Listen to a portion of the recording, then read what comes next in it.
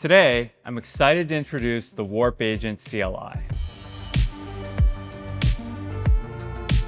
Warp has spent 2.5 years building the best agentic terminal.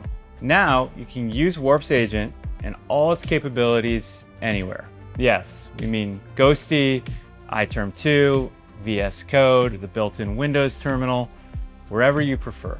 The Warp Agent CLI has all you'd expect from a modern CLI coding agent. Out of the box, you get access to frontier and open weight models and auto routing based on task complexity.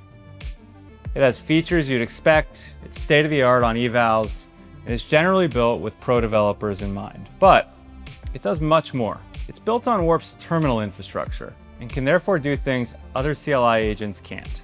We believe this provides the best agent CLI experience on the market. Let's dive into some examples. Starting simple, the Warp Agent CLI lets you switch directories and run commands while in an agent session.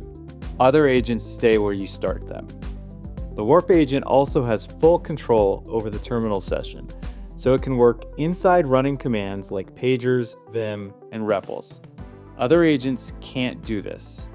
Plus, most harnesses lock you into one model provider, while Warp includes the full suite of frontier models and open weight models with a single subscription.